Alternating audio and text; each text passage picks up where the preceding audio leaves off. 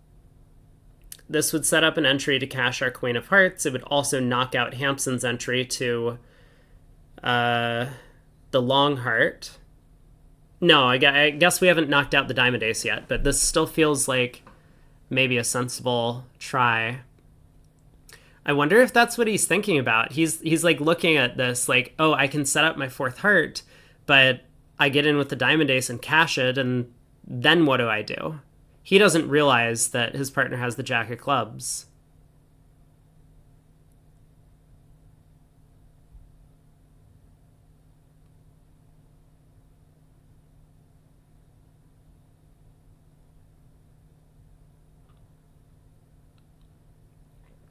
I feel like we might be pretty close to figuring out Hampson's hand. I mean, again, still possible for Greco to have 4 spades to the queen, but it's starting to seem less and less likely. Like, I think if Hampson had 4 small diamonds, he probably would have just exited a diamond already. If he had ace fourth of diamonds, he absolutely would have exited a diamond.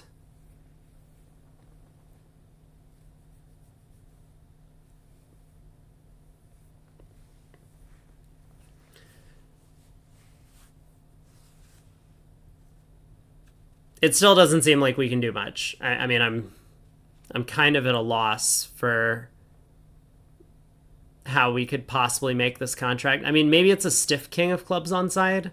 That's possible. Then we could play a low club to the ace and hook on the way back. That would be one way that we could make the contract.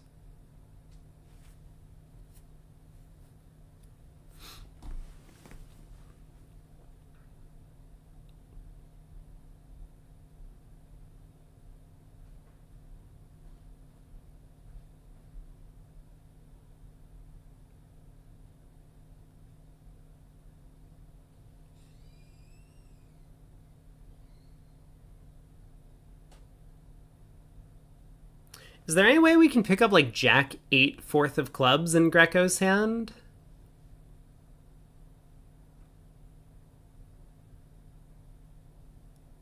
I'm gonna say no.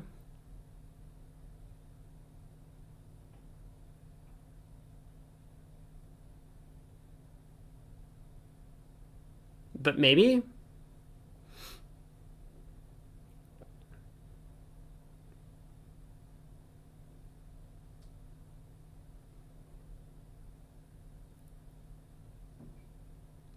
All right, let's think again. So Hampson exits a diamond, right? Probably. I mean, we'll also think about what to do if he exits a heart, but a diamond feels like maybe one of the simplest plans to analyze. So if we win the king, take a spade hook, play a club to the 9. Is this good enough? This might have just been good enough. And I just like miscounted earlier. We lose the club trick.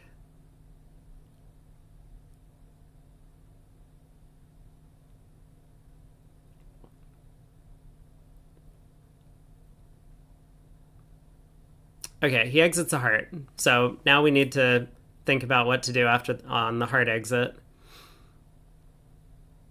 This is pretty testing because we don't know who has the 4-card spades. It could be either Greco or Hampson, and if Hampson has it, we want to keep that 7 of spades. It's a winner. Otherwise, if Greco has it, we want to pitch that 7 of spades. It's a loser.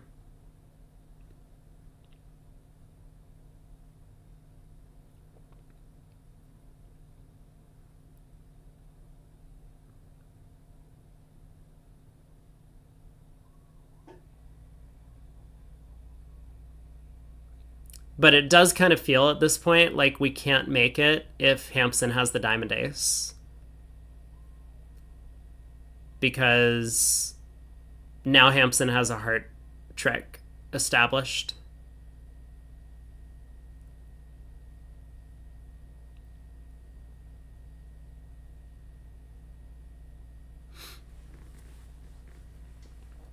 So, like, if our plan was to... We could pitch the 7 of spades, win the queen of hearts, run the queen of clubs into South's hand, hoping that South has the ace of diamonds. He's out of hearts. Oh, this isn't effective either. I mean, I guess this would work if South also has the doubleton spade, right? South is like 2-2, 5-4. No, that's not good enough. 2-2, 2-2, 6-3. Barely. They don't have a natural 2-diamond preempt. Worth noting. So Greco could have 6 diamonds, but that's just a much less likely distribution.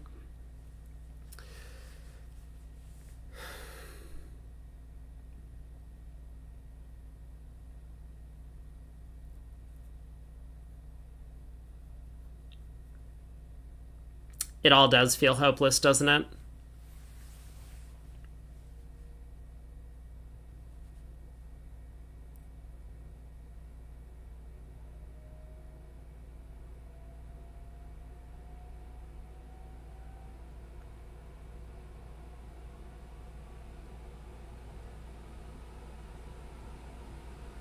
And even if North had a doubleton spade. So here's another line of play I'm thinking that also doesn't work. We could win the Queen of Hearts pitching a club and play back a heart pitching a club. And if North is out of hearts and spades, he'll have to return a minor suit, and that'll give us an entry to the last heart. But we have 4 black suit losers in dummy. The 10-6-2 of clubs and the 7 of spades. And we can only handle 3 of them on the heart suit. So we'll end up losing a heart, a diamond, and 1 black suit card at the end of it. We just don't have the entries to pull off some sort of squeeze, right? Like, if we were somehow magically able to take this line of play, also cashing 2 diamonds, and then get back to our hand while unblocking the club ace, things would go a little bit better. All right, Bathurst has won the Queen of Hearts. I suspect he'll run the Queen of Clubs next. So he's hoping Greco did have this like weak 2 in diamonds that he just wasn't able to open because conventionally they just don't have a weak 2 in diamonds available. Club to the 9.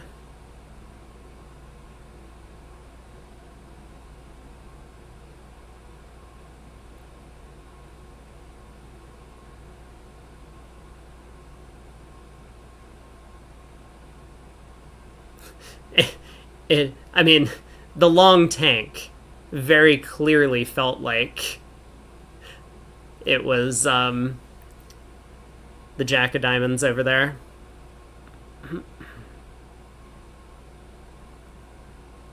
Or Jack of Clubs. So correctly judged that Greco was the one with 4 spades. But we actually picked up a few imps on that hand. The other table ended up playing in 4 hearts doubled.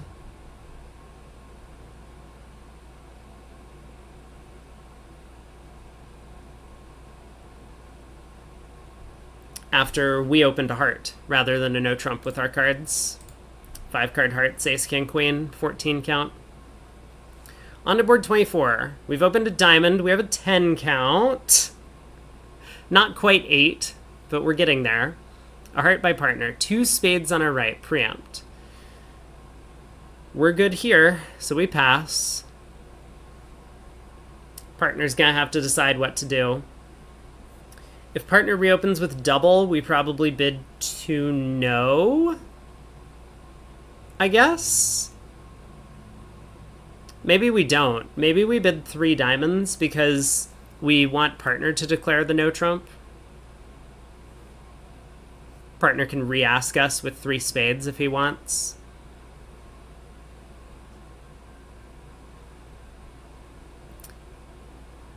Matt says it's interesting that Fleischer has a completely different team from the Nationals to the Trials. Well, for what it's worth, the U.S. Nationals are a world championship, which have no country restrictions. So Fleischer does hire out of country for that. But here, they're required to hire partnerships from the U.S. It is unfortunate.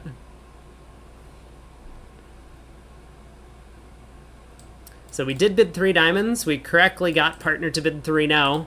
Best of luck, partner. This is our hand. Please don't hate us. Spade lead. This looks like a prime candidate for ducking the opening lead. Building team chemistry. I mean,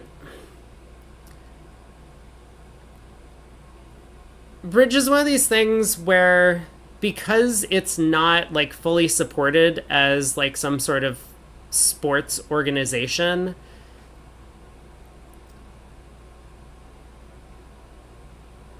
you have players moving around a lot from team to team. There are some contracts, like players will get, so top level players will get contracts to play for like a certain amount of time. Generally what's called a cycle, which is like spring national in the US to spring national is pretty common. So like, start of spring national through to like just before the next year's spring national is a cycle. And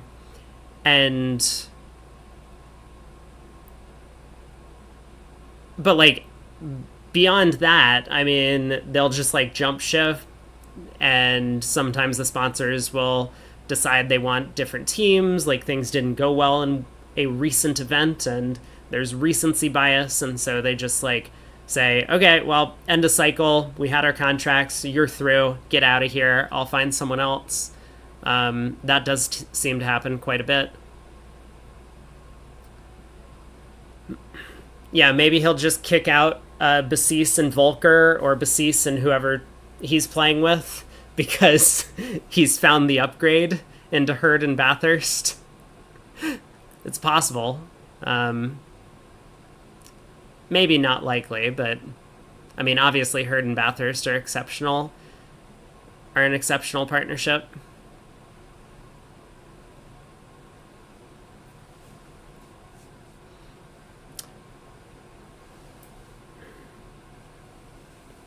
Basis and Lorenzini are a top 10 pair in the world. As an unbiased European, that comes across as factual to me. I'm pretty sure on my stream I have probably said like 30 different pairs or top 10 pairs in the world, like over the entirety of my commentary, which feels like I might have miscounted the pigeonholes at some point, but I heard Bathurst not top 10 in the world. See, here we go. Pair rankings. I'll have like the 1 to 10 in pair rankings, and I'll just have like 50 partnerships in there. That seems fair, right? This is why I think it's kind of silly to discuss like who's the best. Who's the best is like essentially impossible to answer. There's no objective way to do it. You might be able to argue that like results in big events like Bermuda Bowl, Cavendish, blah, blah, blah, blah, blah, have some effect. But ultimately, like those are still team things. Even at the match point events, like you can have some luck. There is luck in bridge. God, what is going on this hand? I haven't been paying attention. I mean, Declare has ducked a spade, which was a good play, right? North is the one who's going to get in. We don't want North to just continue playing spades to knock out our stoppers. But after that, are diamonds 5-0? Is that what really happened? I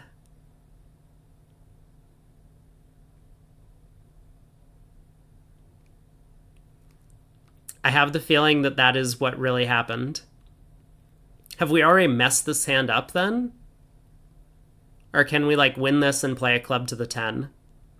You know what? This is less interesting than what we were talking about. Let's ignore the hand in front of us. I'm sure Bathurst is going to do fine. Oh, we're not even playing it. See, we're dummy, so we can take some time off to have this sideline discussion. But it's like Kalita Klukowski, people say they're the best. Like, I don't know. I've never played with them. So it's hard for me to make that assessment.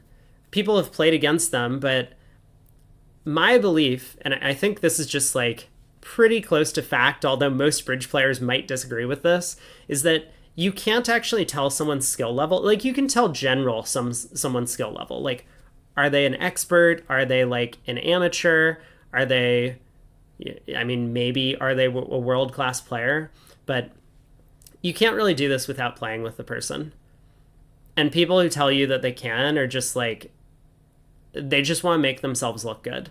But it's very common in the bridge world to have this sort of like inner sort of relationship where like someone comes up to someone like, I don't know. I don't really want to pick out an example of someone that people like. So let's use Chris Compton, right? Someone goes up to Chris Compton and is like, hey, I just played a match against this guy and they absolutely destroyed me. Or like, let's use me too. Like, hey, I just got completely destroyed by this guy Brady Bot in like a knockout match. Like, what do you think of him? And Compton goes like, oh, like, I played a couple boards against him and he did something stupid against me. So no, that guy's an idiot, right? And this is a very common conversation to have with, like among bridge players. I've seen this conversation like millions of times in my lifetime, probably. And like Compton has no idea how good I am. He played 2 hands against me and like, maybe I did something silly. Maybe my partner did something silly and like I fell victim to it. Who knows? He's never had a serious conversation with me about bridge. I don't think he wants to. I also don't want to. But that just means that like people's opinion of someone that they don't play with, it has no value. So like, while I can say, sure, like Greco and Hampson and Bathurst and Hurd, like these guys are all really good. They're super world-class players. Like, other than the couple of hands that I played with John Hurd, who he did a lot of stuff like well when I played with him. But I don't actually know how good these guys are in like relative skill level. Like, maybe it's the case that Bathurst is way better than everyone else at the table, and I would find this out if I partnered him into national. Or like there's a big disparity between Greco and Hampson, or like they have different strengths and weaknesses. I don't know. But that's kind of that. This is like a bit of a pet peeve of mine where people are just like, oh yeah, like this guy's an idiot. No, I've never played with him, but like, look at what he did against me at the last national championship. Like, how stupid can he be? Like, everyone does dumb stuff all the time. So, like, listing one deal where someone made a slightly suboptimal play against you is just like not an effective metric to discuss skill level. Anyway, rant over. Let's get back to the hand. How's Declara doing? It looks like Hampson is still sitting on Jack 10-3 of diamonds. Am I right about this? Or maybe Jack 8-3 of diamonds, something like that. Jack 7-3. Okay, no, I have been watching the spots. You think I'm pretty well placed to judge given much larger sample size of the hundreds of hands I've watched. But see, you have to understand, I'm telling you, I am not well placed to judge any of these players' skill levels. So if you don't believe that, like, if you think that I'm better placed to judge than like someone else who's giving a generic opinion, someone who's considered a world-class player by many and is giving a generic opinion, then like you might be right. I still cannot give an accurate judgment of how strong these 4 players are. I believe they're all world-class. They all fit into this like world-class category. But, interior to this category, I have no idea. It also might be possible that one of them is a bit overrated. I wouldn't know. I'm not saying they're overrated. I'm not trying to imply that. I'm just saying, like, I have no idea. There goes the 3 of diamonds, now that Declara doesn't have an entry to the long diamond suit.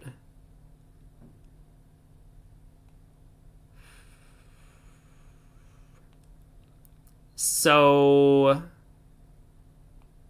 do we have a count on the hand? Wait. No, not wait.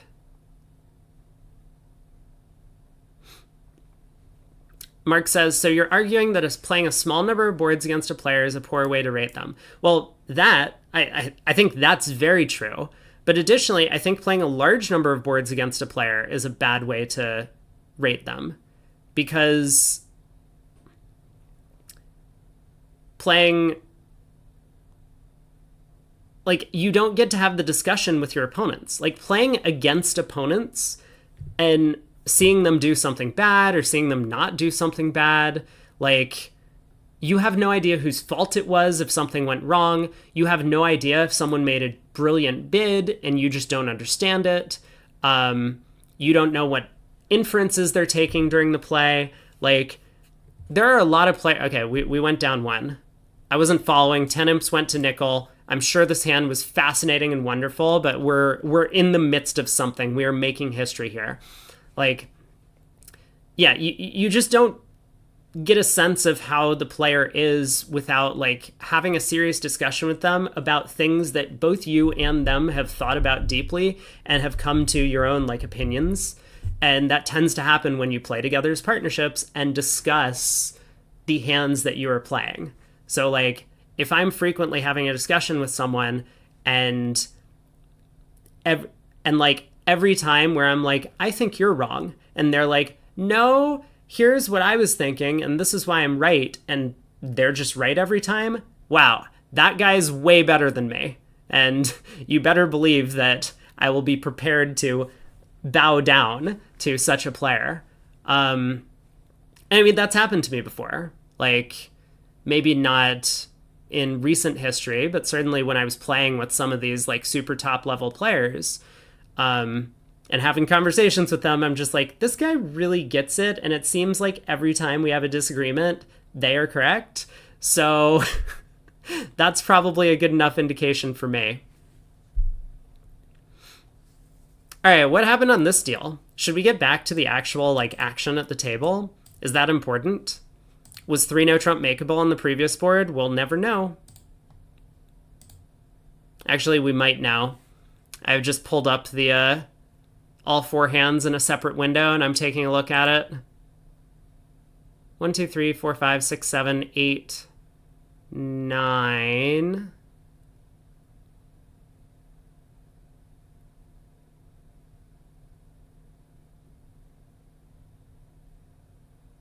I don't know, complicated hand. I don't blame partner for going down.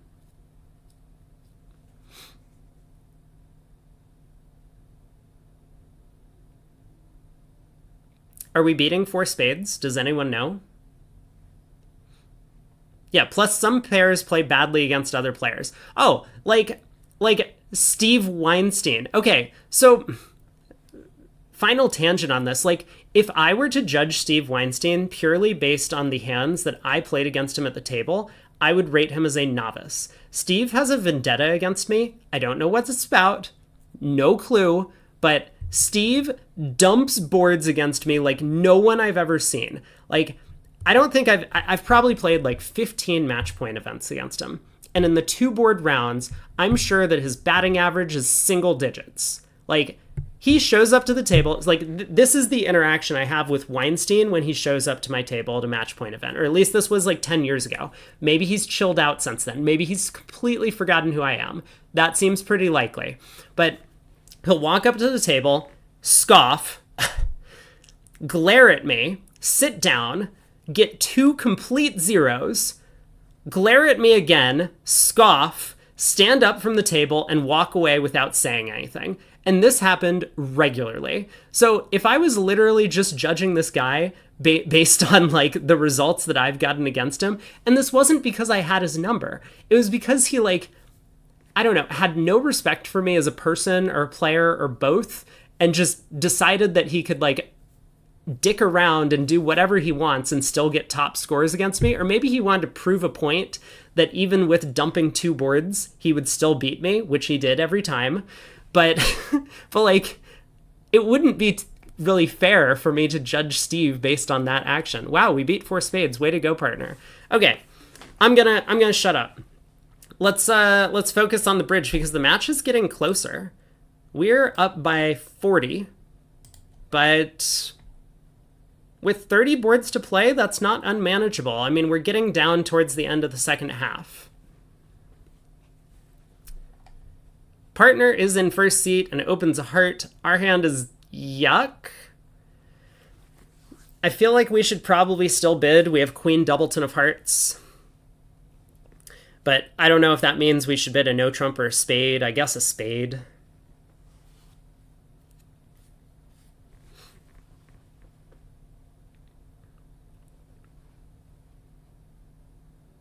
I guess we're not bidding anymore.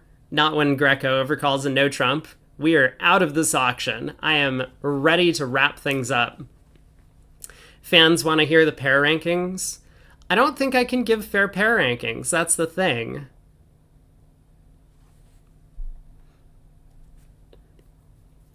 Queen of Hearts looks like a decent lead.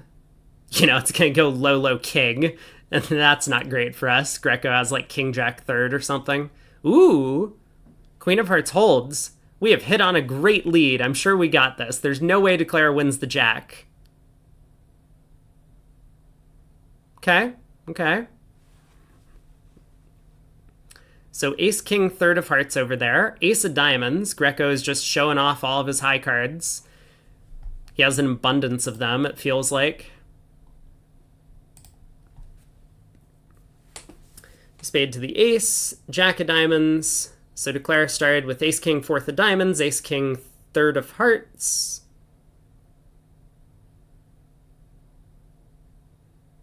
That's 14.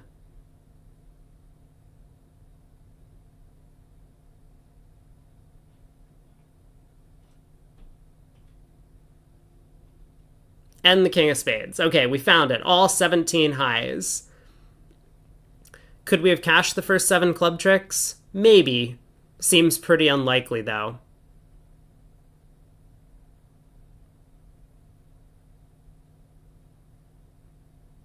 Oh!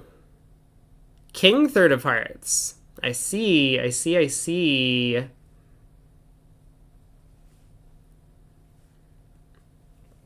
Players go through bad patches. I don't think Nickel dumped Meckwell. Rodwell got, like, exercised. Is that the term for it? That's the term I'm going to use. He had demons removed from him forcibly. That's basically what happened. I feel like we picked the wrong player to watch this set. Maybe John Hurd would have been the better choice. He's been picking up all the cards. They were dropped pre-COVID. Ooh, I didn't realize. I don't know.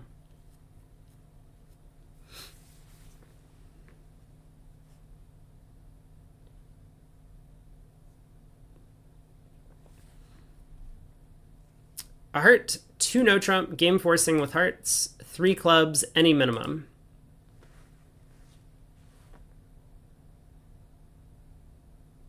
Was it these guys who played 3 diamonds was the extras with shortness, or was that us? That might have been us. Meckwell was fired? Good to know. Again, all this stuff kind of happened after I retired from pro play. Oh, yeah, sorry, Mark. I just noticed your question.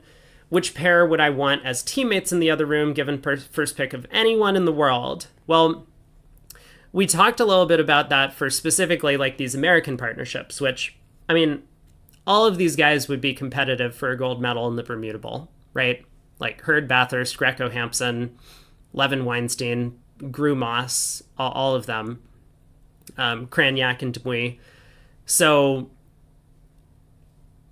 I think what I said the other day was that if I thought that I was the favorite to win a match, I would like to have someone who's pretty solid, such as like Greco Hampson, for example.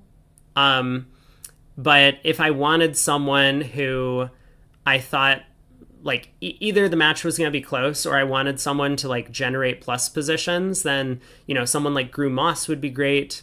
Cranyak Demui would be great. Anyone who has like a very hyperactive system would be an excellent choice. It's really hard for me to just like pick someone. I mean, I would honestly probably choose my friends, which is what Nick Nickel does. Nickel chooses people that he's friends with to play on his team. I mean, obviously he was friends with Meckwell for a while, but he's, I think, much better friends with Hampson and Greco, which is why they've been together for so long. And of course, he's good friends with Steve and Bobby Levin at this point. Man, this has been like a talk show, like Q&A. I've honestly not been paying attention to like the play at all. And I feel really bad because some of these hands were very interesting. Any minimum, asking, no shortness, cubid, non-serious 4 clubs, 4 hearts. We've led the 10 of diamonds, declares pulling trumps. So it looks like Greco has the diamond king. Otherwise, he might have stuck in the queen of diamonds at trick 1.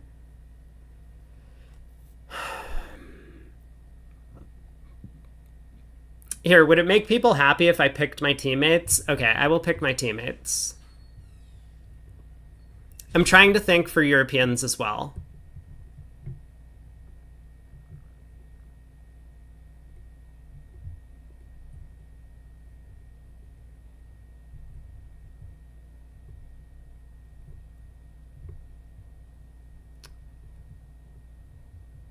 Here's maybe a controversial answer, but one that I think I'd be very happy with. I would take Bakke and Brogland as my teammates in the other room. Like, they might not... I mean, they're probably up there in contention for best partnership in the world. They might not get all the fame that some of the other ones do, but they're quite good. But I think they're super solid. They do play an interesting system. And they're just like good people. Like I would want to sit around and like compare scores with them, as opposed to like I would not want to sit around and compare scores with Bobby Levin after Steve forgot to reopen double. Yeah, they were second in the Butler and the Bermuda Bowl. I mean, they're obviously, as I've said before, so many of these partnerships are just exceptionally strong, world-class pairs. 14 to 16, no trump, and our double is, I assume, penalty. It is penalty. Look at partner go.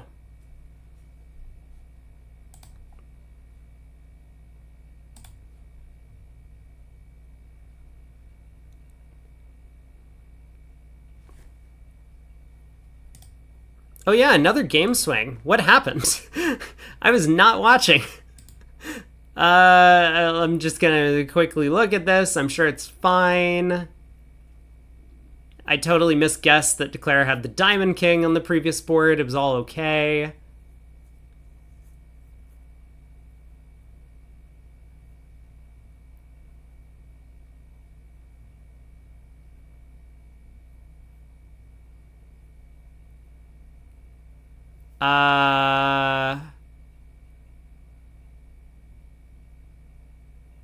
Man, I didn't watch that hand. Apparently 4 hearts can be beaten, but we didn't beat it.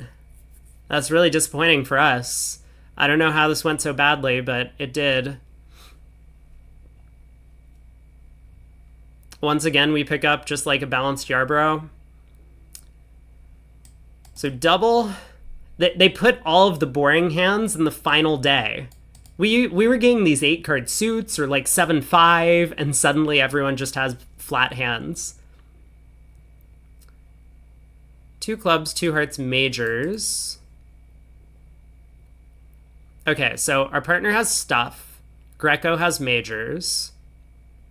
We didn't lead a trump.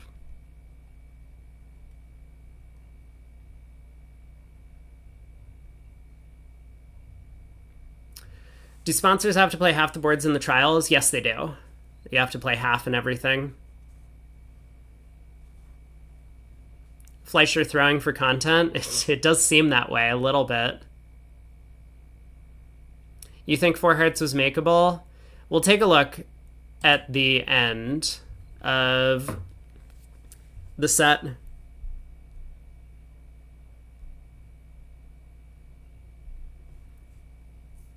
Ooh. Well. We might have a wild Gavin on at some point for the mixed. Remember, we have a break tomorrow. No stream. Well, there will be a short stream tomorrow where I do some predictions for the mixed. But Gavin and I might be able to team up to do some coverage for the mixed event, especially if we can watch Jenny play the system that he and Chris were playing already. We'll get some inside scoop on all of the inferences about that system, which should be super fun. But I was pulling my phone out because I wanted to get lunch. So let me do that.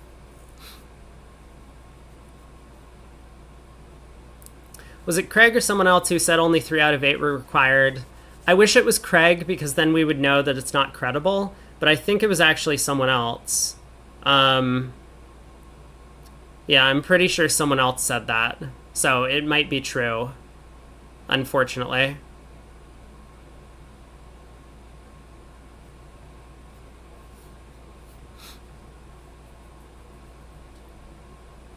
Chat doesn't know if I'm joking. Chat just heard me go on this like serious rant about like how you can't like judge people's skill level, and now I'm like making fun of Craig. Bruh.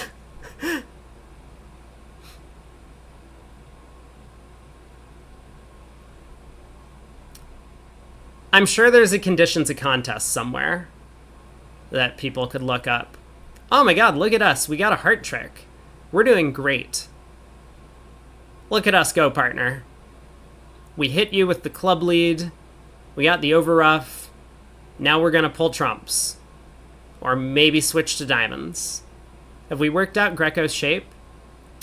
He started with...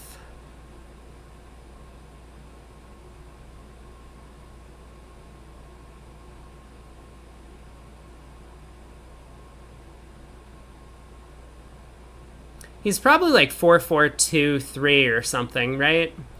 That's always what these people have when they run from penalty doubles of a no trump. They're never actually 5-4 or anything. They're just always 4-4 in the 2 suits. Maybe?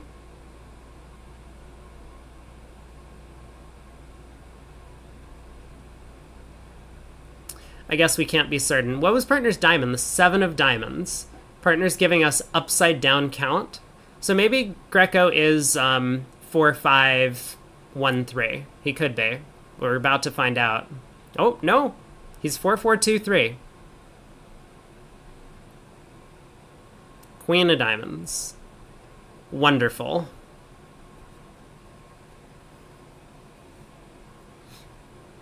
Thanks, BD. You got us covered.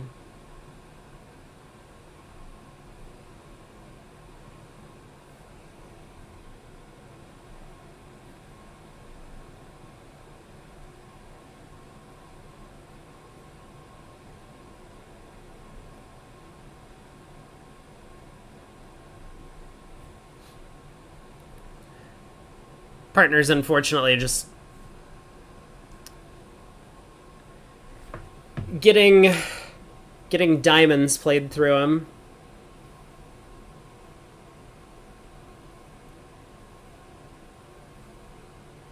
You think it was Greg, but he was just talking about an unrelated subject.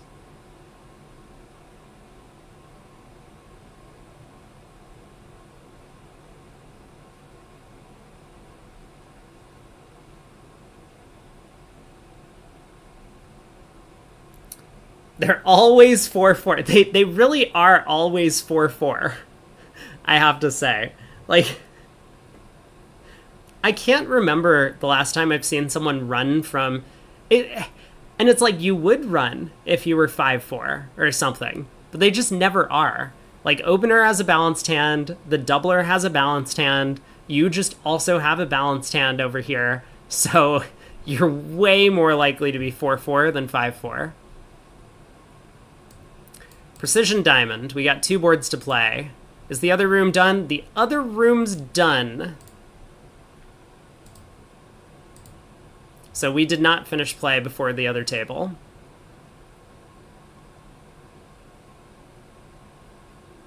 I'm just trying to, like, double negative this out in my head to make sure that I pay out the right people. Will we finish play before the other table? The answer is no. Boom. Congratulations on your hard-earned channel points.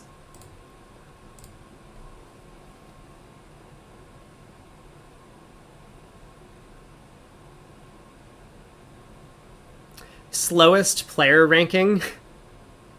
If I had played a lot more recently, maybe I would be able to do that. I mean, that would actually be excellent content because, like, no one would actually care, right?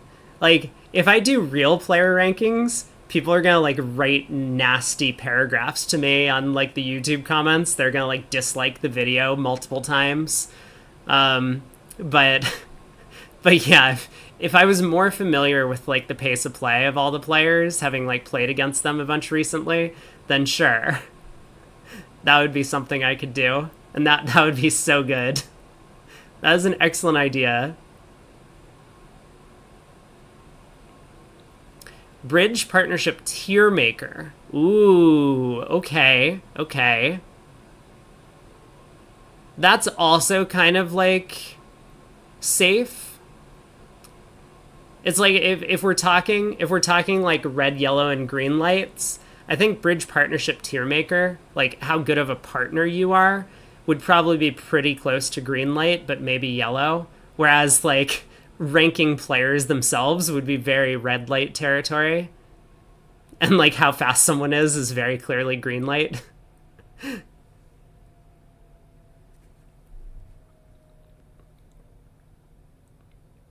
Diamond double. We have bid 1 spade. Oh, we get to play a hand. Look at us go. Pass, pass, and no trump. This looks like takeout to me. 2 diamonds on our left. 2 spades by partner. Cool. I think I'm excited about the way this hand was bid. Best sponsor ranking, that's super red light. There's no way. there's 0 chance that that's happening. You might be able to guess by some of my comments. I mean, I feel like Craig is overly cautious when addressing these things on stream.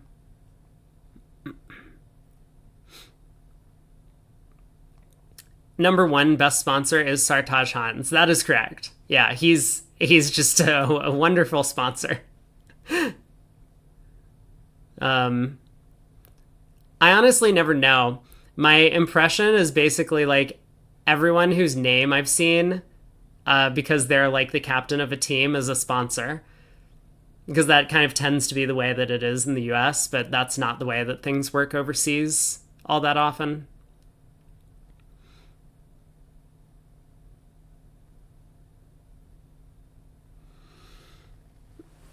All right, where are our losers? Let's figure this out.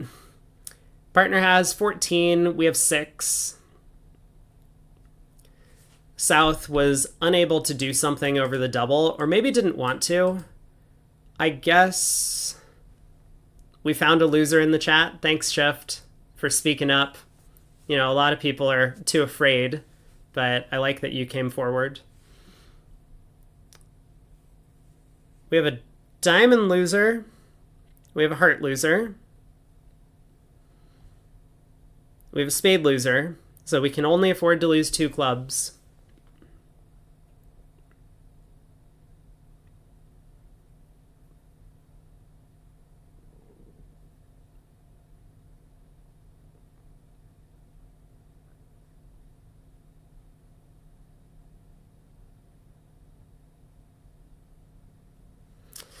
So club to the 9 and 10. It is not looking good for our hero.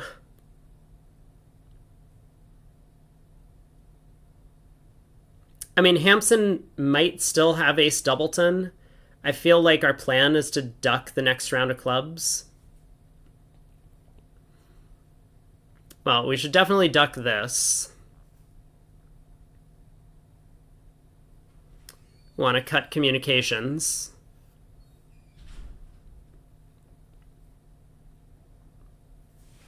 Queen of diamonds back. Now it's time to pull trumps.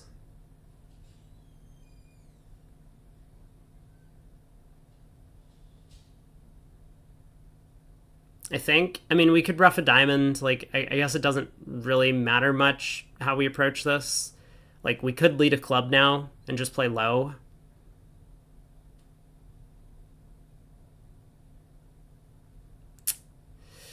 Yikes. We have not done the correct thing on this hand. I will tell you that much. But, I mean, all of the guesses make sense, right?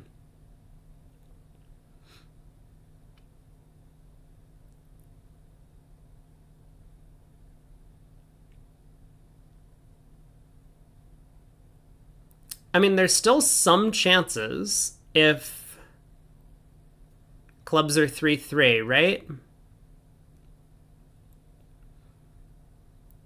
Jack of... Ah,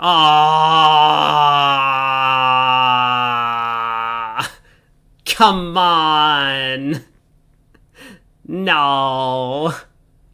The King of Hearts had to be offside. We had a real shot at this, but not anymore. Now it's got to be time to pull trumps. There's a spade to the jack. Oh. Greco had a real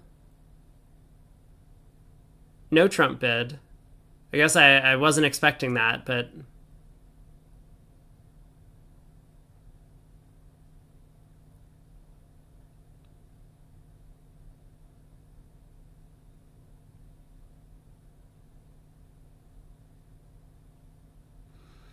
Two spades down two.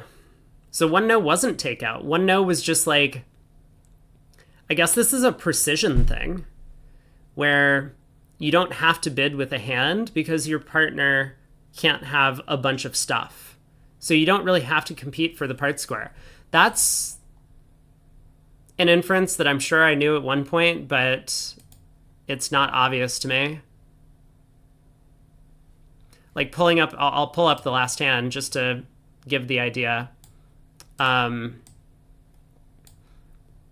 But here, Greco has what looks to a lot of people like it might be a fairly automatic either one spade bid over the takeout double or one no trump, depending on how you feel. And yet he passes in the precision context. Like, I don't think people would do this in 2/1 because they would be too worried that they never get to show their hand or that show their partner that they have values, and their partner could have like an 18 count over there. So... but in precision, not possible. He knows he can't have a game, so he just passes. Well, the opponents are playing at the one level. Fine. I will now come back in and balance, and this isn't like takeout, which is what I thought, like both minors. It's just natural. Kind of a cool little difference in systems.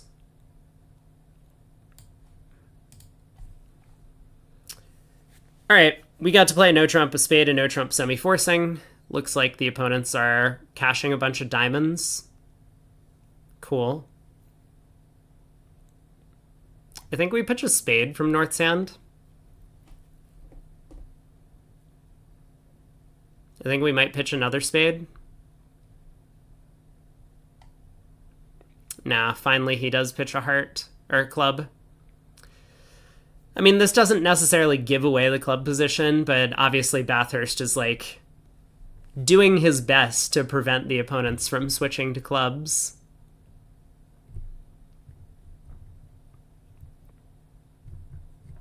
I like what you're thinking, Shift.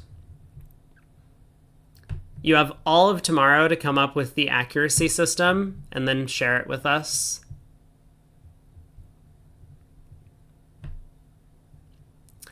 So we've got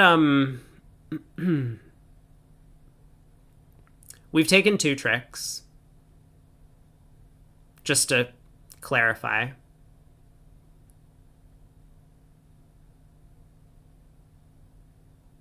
Hey, we did it. Down 2. No swing. Other table got to 2 hearts north-south. Or east-west. So that was the last board of the set. Let's get rid of this. I've already put in my lunch order. Let me quickly pull up Twitch and see who else is actually live. Again, I'm not certain who is live. Nope, it's just me again. Other stream has shut down.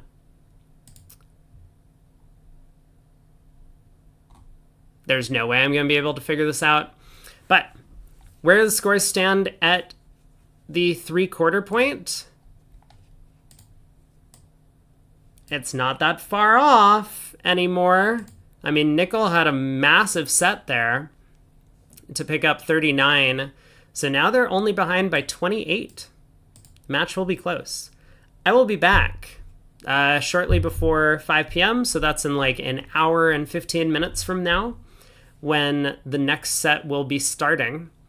And I'll be here for about an hour of segment 7. But then I do need to head out and run to my improv class that I'm going to on Wednesday nights. But the plan is to be back before the end of the 8th segment. It looks like we might have a match on our hands. And as usual, don't worry, I will dump you off via a Twitch raid to another channel. I guess YouTube will have to worry. YouTube, start panicking now. But for everyone on Twitch, you'll be safely escorted by keeping all of your arms and legs inside of the moving stream to another channel where you can follow some commentary while I am gone. But I don't know who's going to win. It's going to be an exciting finish. So thanks for watching, everyone, and I will be back in